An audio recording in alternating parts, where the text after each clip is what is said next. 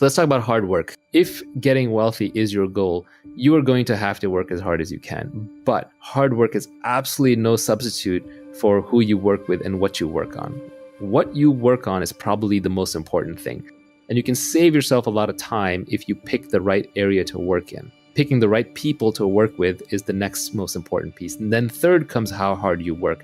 But they're like three legs of a stool. If you shortchange on any one of them, the whole stool is going to fall down. So it's not like you can pick one over the other that easily. First, figure out, what should I be doing? What is something where there is a market that is emerging, there's a product that I can build that I'm excited to work on, and something where I have specific knowledge and I'm really into it. Second, surround yourself with the best people possible. And no matter how high your bar is, raise your bar, because you can never be working with other people who are great enough. If there's someone greater out there to work with, you should go work with them. I advise a lot of people who are looking at which startup to join in Silicon Valley. I say basically pick the one that's going to have the best alumni network for you in the future. Look at the PayPal mafia. They work with a bunch of geniuses, so they all got rich. Try and pick based on the highest intelligence, energy, and integrity people that you can find. And then finally, once you've picked the right thing to work on and the right people to work with, then you work as hard as you can. This is where the mythology gets a little crazy. People will work 80, 120-hour weeks. A lot of that's just status signaling. It's showing off.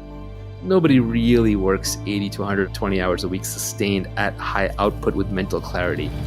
Your brain breaks down. You just won't have good ideas. Really, the way people tend to work most effectively, especially in knowledge work, is they sprint as hard as they can while they're working on something and they're inspired and they're passionate, and then they rest, they take long breaks. It's more like a lion hunting and much less like a marathon runner running. So you sprint, then you rest, you reassess, and then you try again. And what you end up doing is you end up building a marathon of sprints. Inspiration is perishable. When you have your inspiration, do it right then and there. People talk about impatience. When do you know to be impatient? When do you know to be patient? Impatience with actions and patience with the results. Anything you have to do, just get it done. Why wait? You're not getting any younger. Your life is slipping away. You don't want to spend it waiting in line. You don't want to spend it traveling back and forth. You don't want to spend it doing things that you know ultimately aren't part of your mission.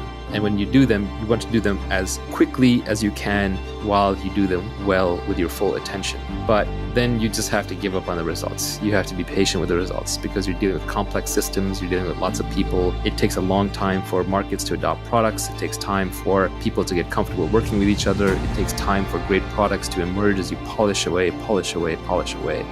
Impatience with actions and patience with the results.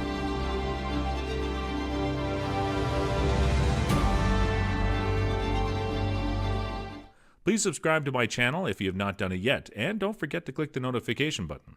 I hope you guys learned and enjoyed this video. Thank you, and have a great day.